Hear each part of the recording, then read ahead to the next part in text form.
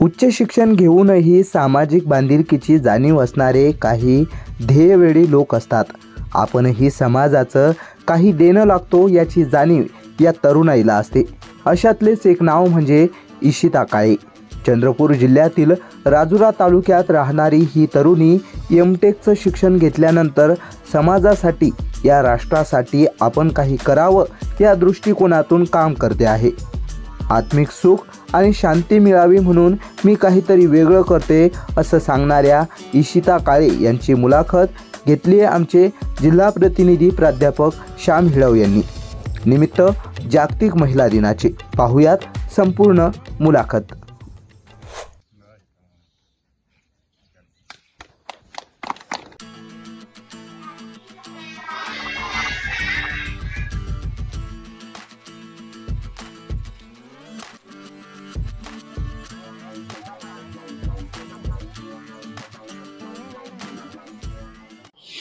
नमस्कार। आधुनिक केसरीच्या वाचक आणि दर्शकांना सर्वप्रथम जागतिक महिला दिनाच्या मनपूर्वक हार्दिक शुभकामना। सर्वत्र जागतिक महिला दिन साजरा करत असताना आज आधुनिक केसरीच्या वाचकांसमोर आम्ही चंद्रपूर जिल्ह्यातील राजुरा तालुक्यातील एक अशी तरुणी घेऊन येतो आहोत जिचं समाजाच्या बांधिलकीतून काहीतरी एक वेगळं नवं काम सुरू झालंय आणि आज गेल्या 10 वर्षापासून ती हे काम करते आहे। अशा व्यक्तीची ओळख आधुनिक केसरीच्या माध्यमातून अवघ्या महाराष्ट्राला व्हावी हा उद्देश डोळ्यासमोर ठेवून आजच्या कार्यक्रमाचं आयोजन या संवाद कार्यक्रमामध्ये आम्ही आयोजित केलेलं आहे। राजुरामध्ये चंद्रपूर जिल्ह्यातल्या राजुरामध्ये राहणारी इशिता काळे। इशिता, मी आधुनिक केसरीच्या या संवाद सत्रामध्ये तुझं स्वागत करतो। मंडळी, मला इशिताबद्दल सांगताना एक गोष्ट पहिल्यांदा तिच्या परिचयाच्या स्वरूपात सांगावी असं वाटतं। इशिताने दिल्ली विद्यापीठामधून कम्प्युटर सायन्स मध्ये एमटेक पर्यंतचं शिक्षण घेतलंय। त्यानंतर दिल्ली आणि पुणेमध्ये एका मल्टीनॅशनल कंपनीमध्ये सुद्धा तिने काम केलं। हे सगळं करत असताना सामाजिक बांधिलकीची जाणीव या दृष्टिकोनातून हा विचार डोक्यामध्ये ठेवून शाळाबाह्य मुले असो, पर्यावरण आणि प्रदूषणाचा विषय असो किंवा मग आरोग्याचा विषय असो, अशा विविध क्षेत्रात ती आज काम करते आहे। आपण हा सर्व तिचा कामाचा प्रवास कसा काय सुरू झाला याबद्दल जाणून घेणार आहोत। इशिता, मला सांग की मल्टीनॅशनल कंपन्यांमध्ये तू नोकरी केली, शिक्षण घेतल्यानंतर मुलींचं असं असतं की एक छान सेटल लाईफ करावं। तू मॉडर्न जगातली मुलगी आहेस, पण आज शाळाबाह्य मुलांच्या क्षेत्रात काम करते आहे, त्यांना शाळेत जाण्यासाठी तू काम करते आहेस, पर्यावरण प्रदूषणाच्या क्षेत्रात गेल्या 10 वर्षापासून काम करते आहेस। तू या क्षेत्राकडे कशी काय वळली? मला भौतिक सुखाच्या मागे जाण्यापेक्षा आत्मिक समाधान आणि शांती या गोष्टीचं अधिक महत्त्व माझ्या आयुष्यात मला वाटलं, जाणवलं। माझ्या बालपणापासनं भारत माझा देश आहे ही प्रार्थना म्हणताना कुठेतरी मग माझा देश आहे तर माझं काहीतरी देणं माझ्या देशाला लागतं या दृष्टीने मी नेहमी देशाच्या काही भागांमध्ये, आपल्या महाराष्ट्रामध्ये मी जिथे राहते त्या चंद्रपूरमध्ये एक सामाजिक जिम्मेदारी म्हणून जे काही काम करता आलं ते काम करण्याचा प्रयत्न केला। मग ते शाळाबाह्य मुलांना शाळेत दाखल करण्याचं काम असो की पर्यावरण प्रदूषणावरती किंवा मग महिलांच्या सक्षमीकरणाकरिता असो, हे वेगवेगळ्या विषयावरती मी काम केलेलं आहे। कारण महत्त्वाचं म्हणजे मला या क्षेत्राची आवड आहे आणि एक सामाजिक रिस्पॉन्सिबिलिटी म्हणजे जिम्मेदारी त्या अर्थाने मी या कामामध्ये रुळलेली आहे। या सगळ्या कामातून तुला नेमकं काय मिळतंय? आत्मिक समाधान आणि शांती। मी नोकरी केली, नोकरी केल्यानंतर तो ठरलेला पगार माझ्या हातात यायचा, त्यावेळेचं जीवन मी अनुभवलेलं आहे। मात्र तेव्हाही मी सामाजिक क्षेत्रात काम केलेलं आहे।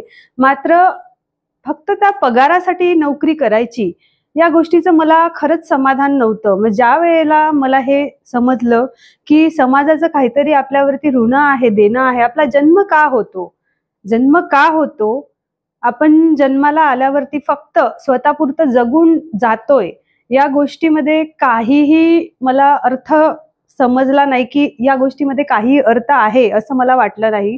त्याच्यामुळे मग मी ठरवलं की मला जे करता येईल ते मी करेल आणि माझ्या स्टुडंट फेजपासनं, माझ्या विद्यार्थी जीवनापासनं मी या कामाला सुरुवात केली आणि 10 वर्षांनी आज उत्तर मला मिळालं मी प्रश्न केल्यावर की मी करू शकते का, तर मी करू शकते आणि मी केलं आहे. मला फील्डवर्क चांगलं करता आलं आहे. याच्यानी मला या उत्तराने जे आत्मिक शांती आणि समाधान भेटलेलं आहे, तेवढंच तुमच्या प्रश्नाचं एक उत्तर देईल मी. काय स्वरूप आहे तुझ्या कामाचं? कामाचं स्वरूप माझ्या आजूबाजूला असणारे छोटे मुलं जे शाळेत जात नाही किंवा प्रामुख्याने 7वीत जातात, 8वीत जातात, मग शाळा सोडतात किंवा 10वीच्या उंबरठ्यावरती येतात, शाळा सोडतात आणि मग ते लेबर वर्क वगैरे करतात. त्यावेळेला एक माणसाच्या मनात दुःख वाटतं की बँकेमध्ये गेल्यावरती तोही तरुण 18 वर्षाचा आणि मी 18 वर्षाची, आणि तो मला म्हणते की मला लिहिता येत नाही, मला तुम्ही हा फॉर्म भरून द्या. त्या दिवशी मी ठरवलं की मला माझ्या देशाची लिटरसी रेट वाढवायचा आहे, भारताची साक्षरता ही वाढवायची आहे आणि हाही एक सामाजिक उपक्रमाचाच भाग आहे. हे लक्षात घेता मी शाळाबाह्य मुलांसाठी काम करण्याचं ठरवलं, अशिक्षित महिलांसाठी काम करण्याचं ठरवलं. तसेच पर्यावरणावर विषयी मला विशेष प्रेम आहे. ते म्हणजे असं की ग्लोबल वॉर्मिंग हा विषय एक लक्षात घेता जर त्याची दखल तुमच्या आणि माझ्यासारख्या तरुणांनी जर घेतली नाही तर ते कोणीही घेणार नाही. म्हणून ही एक स्वतःची सामाजिक जिम्मेदारी, स्वतःची जिम्मेदारी म्हणून मी पर्यावरणाविषयी काम करायला इच्छुक आहे आणि करते आहे. तसेच महिला सक्षमीकरण हा एक माझा आवडीचा विषय आणि मोठा विषय. तो याच्यासाठी म्हणजे माझ्या घरात आई असो किंवा माझ्या शेजारात राहणारी स्त्री असो किंवा अनेक खेड्या भागातील महिला असो, शेतामध्ये कामाला जातात किंवा घरी राहतात आणि उदरनिर्वाह कुटुंबाचा हा पतीच्या येणाऱ्या पगारातून होतो. त्यावेळेला काही घरांमध्ये महिला किती सफर करतात किंवा मग त्यांना स्वाभिमान हा त्यांचा जागा कसा करावा, म्हणजे आपण मिळवलेल्या 2 पैशामध्ये सुद्धा आपण कसा आनंदात राहू शकतो. किंवा महिलाही आजच्या क्षेत्रामध्ये सावित्रीबाई फुले यांनी आंब्याच्या काडीनी शेतामध्ये शिक्षण घेतलं ज्योतिरावांकडून आणि त्यांनी मुलींसाठी शाळाचे मार्ग खुले केले. तर मग तेवढ्या मोठ्या महिलेच्या आणि त्या कर्तृत्वाची त्यांच्या आपण कशा पद्धतीने आणि कशा प्रकारे आपण त्यांच्या कामाची जी काय म्हणू शकतो त्याला की आपण त्या गोष्टीला कसं आत्मसात करू शकतो. त्यांनी जी मेहनत आपल्यावरती केलेली आहे ते फक्त सावित्रीबाईंनी केलेला उपक्रम म्हणून न सोडता आपण त्याच्यावरती महिलांसाठी खरंच एक स्वाभिमानाने जगण्याचं साधन म्हणजे शिक्षण आहे. आणि स्वाभिमानाने जगण्याचं साधन म्हणजे एका स्त्रीने शिकल्यावरती तिने जरी लेबर वर्कही केलं तरीही ते तिच्यासाठी एक स्वाभिमानाची गोष्ट आहे. हे लक्षात घेता प्रत्येक महिलेने दिवसाला 5 रुपये जरी कमवले तरीही त्यांनी आपल्या मिळकतीतून आपल्या स्वतःपुरते का होईना पण कशा पद्धतीने कमवू शकते किंवा कशा पद्धतीने स्वाभिमानाला आपल्या जागा करून त्याच्या पुरतं काम करू शकते, याच्याकरिता मी महिला सक्षमीकरणावरती पण भर दिला. आणि अनेक खेड्यापाड्यांमध्ये मी अनेक गावांमध्ये गडचिरोली जिल्ह्यातील काही विभाग तिकडे त्या गावांमध्ये मी महिलांसाठी कार्यशाळा साधारणतः कुठल्या चंद्रपूर जिल्ह्यात, जसं चंद्रपूर, गडचिरोली, मेळघाटमध्ये तू काम करते, कुठल्या राज्यामध्ये तुझं कामाचं स्वरूप आहे? मी मध्य प्रदेशामध्ये केलेलं आहे, त्याच्यानंतर झारखंडमध्ये. झारखंडमधला माझा प्रोजेक्ट विशेष असा सक्सेसफुल नाही झाला, मात्र छत्तीसगडमध्ये मी काम केलेलं आहे, गुजरातमध्ये केलेलं आहे आणि तेलंगणा स्टेटमध्ये केलेलं आहे. मात्र आता माझी चांगल्या पद्धतीने तयारी म्हणजे मला उत्तराखंडमध्ये काम करायचं आहे. हे सगळं करत असताना जो पैसा लागतो, मग तू छोटे छोटे कॅम्प घेते किंवा छोटे छोटे कार्यक्रम घेते, हा पैसा तू कुठून उभा करतेस? पैसा शासनाकडून काही मदत? शासनाकडून मदत तर मी अजून घेतलेली नाहीये, मात्र सांगायचं असं की NOC पुरती मदत मला शासनाची मिळालेली आहे नेहमी. पण जसा फायनान्सचा विषय येतो तर there's a will there a way, इच्छा तेथे मार्ग. बढिया. मध्यंतरी एका भागामध्ये जिथे गेल्या अनेक वर्षांपासून झेंडावंदन झालेलं नव्हतं, त्या ठिकाणी तू झेंडावंदन केलं. मंडळी, मला सांगताना आनंद होईल की इशिता काळेने गेल्या अनेक वर्षापासून ज्या भागामध्ये झेंडावंदनच झालं नव्हतं, स्वातंत्र्यानंतर बऱ्याच वर्षानंतर झेंडावंदन त्या ठिकाणी केलं आणि आधुनिक केसरी ही बातमी सर्वप्रथम प्रकाशित केलेली होती. आणि त्याच्याबद्दलही मला जाणून घ्यायला आवडेल की काय तिथलं होतं आणि कुठलं गाव होतं ते? ते गाव मध्य प्रदेश या राज्यातील भैसदेई तालुक्यातील सासोदा हे होतं. सासोदा. भैसदेई तालुका हा बैतूल जिल्ह्यामध्ये आहे.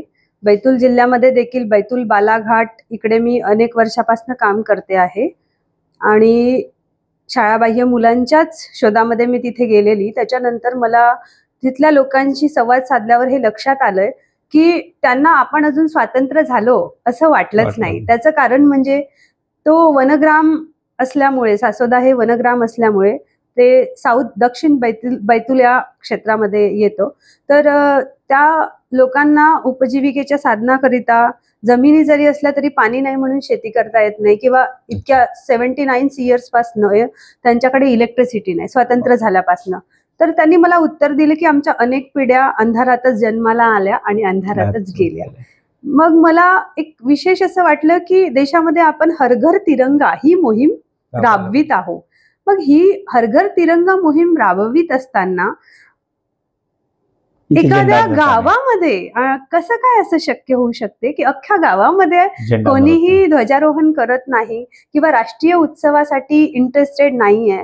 मग मी त्यावेळेला प्रत्यक्षात 1 वर्ष लायब्ररी रिसर्च केला. त्या गावामध्ये प्रत्यक्षात गेली, कोरकू लोकांच्या वस्तीमध्ये त्यांच्या मध्ये राहिली, त्या भाऊ बहिणींना मी समजून घेतलं आणि त्याच्यानंतर मग मी हे ठरवलं की मी यांना राष्ट्रीय उत्सवाबद्दलचं महत्व सांगेल, कारण हे गरजेचं आहे. आणि हर घर तिरंगा ही जी देशाची मोहीम आहे ती कुठेतरी पूर्ण करण्यामध्ये आपण आपल्या देशाची मदत देखील करावी असं मला वाटलं. त्याच्यामुळे मी त्या सासोदा या गावामध्ये झेंडावंदन करून तिथे राष्ट्रीय उत्सवाची सुरुवात केली. मंडळी, उच्च शिक्षण घेतल्यानंतर स्वतःचं आयुष्य सेट व्हावं या दृष्टिकोनातून मल्टीनॅशनल कंपन्यांमध्ये नोकऱ्या करणाऱ्या मुली आहेत.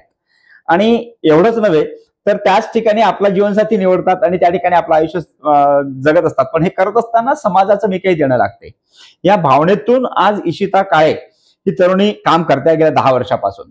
मला सांग, हे सगळं करत असताना जो तुला अनुभव आला आहे, याच्यातून गेल्या 10 वर्षापासून तू शिकतेस, सगळं करतेस, आजच्या तरुणाला काय सांगशील?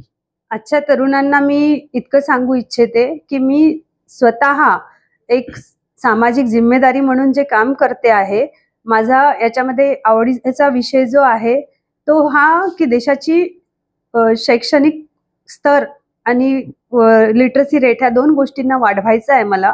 तर मी हे सगळं जे करते हे एक आत्मिक शांतीसाठी करते. त्याच्यामुळे आजच्या तरुणांना मी हे सांगेल की भौतिक सुख समृद्धींच्या मागे न जाता आत्मिक शांती आणि सुखासाठी जगा.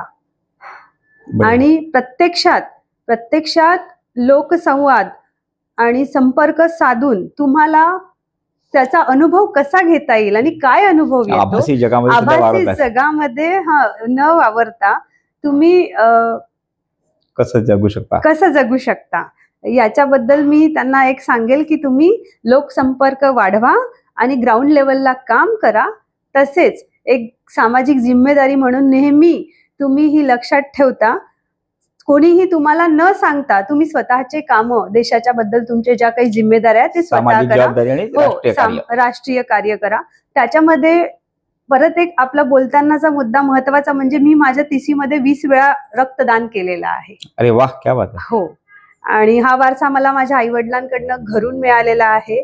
आम्ही स्वतः जाऊन गव्हर्नमेंट ब्लड बँक मध्ये नाही, आम्ही स्वतः जाऊन गव्हर्नमेंट ब्लड बँक मध्ये वर्षाला कमीत कमी 2 वेळा, पण जास्तीत जास्त 3 वेळा स्वइच्छेने रक्तदान करतो. एक ऑक्टोबर महिन्यामध्ये जो व्हॉलंटरी ब्लड डोनेशन मंथ आहे, आणि जून मध्ये एकदा, आणि मध्ये गरज लागली तर मी तर तसं वर्षाला 3दा कंपल्सरी करते. आणि गव्हर्नमेंट ब्लड बँक चंद्रपूर इथेच मॅक्सिमम टाइम केलेला आहे. फक्त गरजेनुसार 1-2दा पेशंट्सला प्रायव्हेट ब्लड बँकला मी रक्त दिलेलं आहे. मंडळी, मला सांगताना आनंद होतो की एक अशी तरुणी जी MTech झाली दिल्ली विद्यापीठामधून, पण कुठेतरी मल्टीनॅशनल कंपनीमध्ये काम सुद्धा केलं तिने, पण कुठेतरी मनाला ती जाणीव, सामाजिक ऋणानुबंध, राष्ट्रीय कार्यात माझा काय सहभाग, या सगळ्या जाणीवेतून ती काम करते आहे. गेल्या 10 वर्षापासून कुठेही प्रसिद्धी नाही, त्या प्रसिद्धीचा मोह नाही. हे सगळं करत करत ती गेल्या 10 वर्षापासून आज इथे येऊन पोहोचलेली आहे. आणि म्हणून जागतिक महिला दिनाच्या औचित्याने आज हा संवाद तिच्याशी साधताना मला अतिशय आनंद झाला की शालाबाह्य विद्यार्थ्यांसाठी काम करणे, आरोग्याच्या दृष्टिकोनातून, त्या विद्यार्थ्यांच्या स्वच्छतेच्या दृष्टिकोनातून ती त्यांना जागरूक करणे, त्यांच्या कुटुंबियांना जागरूक करणे, वृक्षारोपणाच्या माध्यमातून सुद्धा सामाजिक पर्यावरण आणि प्रदूषणाच्या बाबतीत काम करणे. शिवाय आता जसं तिने सांगितलं की आतापर्यंत 30च्या वयामध्ये आतापर्यंत 20 वेळा तिने रक्तदान सुद्धा केलेलं आहे. मला असं वाटतं की जागतिक महिला दिनी एका तरुणीची अशी संवाद साधून तिच्या कार्याची दखल घेणे याच्यापेक्षा आणखी दुसरं काही चांगलं कार्य असू शकत नाही. आणि म्हणून आधुनिक केसरीच्या वाचक आणि दर्शकांपर्यंत आणि संपूर्ण महाराष्ट्रापर्यंत इशिताची ओळख व्हावी या दृष्टिकोनातून आजचा हा संवाद या ठिकाणी घेतलेला आहे. तू या उपक्रमात सहभागी झाली याबद्दल तुझे आभार मानतो. मंडळी, आधुनिक केसरी करता प्राध्यापक श्याम हेडाऊ, चंद्रपूर.